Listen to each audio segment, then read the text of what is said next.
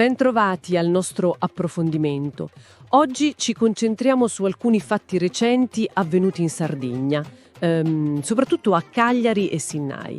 Toccheremo temi diversi, dalla sicurezza personale alla gestione degli spazi comuni e anche questioni, fiscali. Partiamo da Cagliari, da un episodio che, ha scosso un po'. Un'aggressione in pieno giorno, in via Roma, vicino alla stazione. Una donna, Raffaella Asceri, una dietista, è stata afferrata per un polso martedì scorso verso l'ora di pranzo. Sì, un momento di paura, immagino. La signora Asceri appunto ha raccontato di essersi divincolata, ha urlato e l'uomo poi si è allontanato. La cosa che colpisce o forse preoccupa di più è che lei stessa ha detto di non aver capito cosa volesse. Una rapina? Molestia? Altro? Esatto, e questa incertezza, amplifica la paura, no? Certo. E infatti questo l'ha portata a esprimere, una forte preoccupazione per la sicurezza in quella zona. Ha parlato come sua opinione personale, sia chiaro, legata a quello che le è successo, di necessità di più controlli, ha fatto cenno anche ai rimpatri. Ma ripeto, è la sua percezione dopo un fatto traumatico. Assolutamente, è importante sottolinearlo. Però, ecco, episodi del genere alimentano inevitabilmente il dibattito sulla sicurezza urbana, soprattutto in zone così centrali, di passaggio, come la stazione, appunto. E questa preoccupazione per la sicurezza negli spazi pubblici, poi, si vede anche in altri modi. A Sinnai, per esempio, lì l'allarme è per i monopattini elettrici, usati in modo spericolato da giovanissimi, pare alcuni anche di soli 10 anni. E sì, le segnalazioni parlano proprio di questo. Guida a contromano, sui marciapiedi, a tutta velocità, senza casco. Insomma, non solo violazioni del codice, ma proprio situazioni di pericolo, per loro e per gli altri. Ci sono stati casi di automobilisti che hanno rischiato l'incidente, vero? Sì, diversi episodi. Si parla di automobilisti costretti a manovre brusche per evitarli. Pensa all'esempio che è stato riportato. 3 ragazzi in contromano al buio. Fa venire un po' i brividi, no? Decisamente. Ma al di là del caso specifico, cosa ci dice questo fenomeno secondo te? Ci parla di diverse cose, credo. Da un lato, la diffusione di questi nuovi mezzi, la micromobilità, e la difficoltà a regolarne l'uso, specie tra i giovanissimi.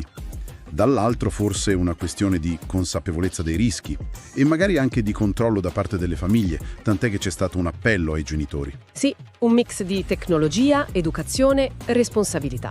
Proprio così. E restando in tema di giovani, torniamo a Cagliari. Nel fine settimana ancora risse in centro. Piazza Matteotti, zona via Spano. Sì, purtroppo non è una novità assoluta. Però qui c'è un aspetto interessante. L'intervento degli operatori di strada e degli psicologi del comune. Pare siano riusciti a calmare gli animi, a sedare i diverbi prima che la situazione degenerasse. Ah bene. Quindi un esito diverso da altri episodi recenti, tipo la maxi rissa in via Sassari di cui si era parlato. Esattamente. Questo suggerisce che la presenza di figure dedicate alla mediazione sul campo può fare la differenza. Quindi non solo, la risposta repressiva, ma anche un approccio più sociale, di prevenzione. Sì, un tentativo di affrontare il problema magari più alla radice, lavorando sul dialogo, sulla de-escalation. Certo, resta da vedere l'efficacia sul lungo periodo, ma è un segnale, una strategia interessante. Cambiamo completamente argomento adesso.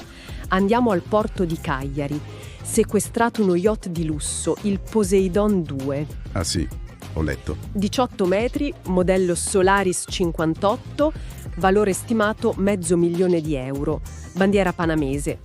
L'accusa è pesante, contrabbando aggravato. Sì, qui entriamo in un ambito diverso, quello delle normative doganali fiscali europee. L'ipotesi su cui lavorano l'Agenzia delle Dogane e la Guardia di Finanza è che questo yacht di un imprenditore cileno, Santiago Lorca González, sia rimasto in acque comunitarie per più dei 18 mesi consentiti. Senza pagare le imposte dovute, immagino. Esatto, senza versare l'IVA all'importazione e le altre tasse. Praticamente si sospetta un tentativo di eludere il fisco europeo usando la bandiera extracomunitaria. La regola dei 18 mesi serve proprio a evitare questo, giusto? Consente la permanenza temporanea per turismo o manutenzione, ma non un uso stabile senza pagare le tasse. Proprio così. Le indagini, infatti, hanno cercato di ricostruire tutti gli spostamenti dello yacht. Si parla di una sosta a Palma di Mallorca, un'uscita da Gibilterra, per verificare proprio il rispetto di questi limiti temporali. Capisco, una vicenda complessa che dimostra come i controlli doganali funzionino anche per beni di questo tipo. E ora lo yacht è sotto sequestro. Sì, sequestro preventivo. Il proprietario è stato nominato custode giudiziario, quindi deve curarne la manutenzione, ma non può usarlo. Bisognerà vedere gli sviluppi dell'indagine e la decisione del giudice.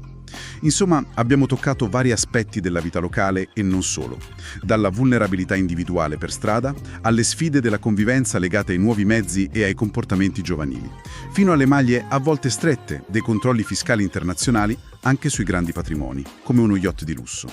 Esatto. Tanti spunti su cui riflettere. Grazie per averci seguito in questo approfondimento. Alla prossima!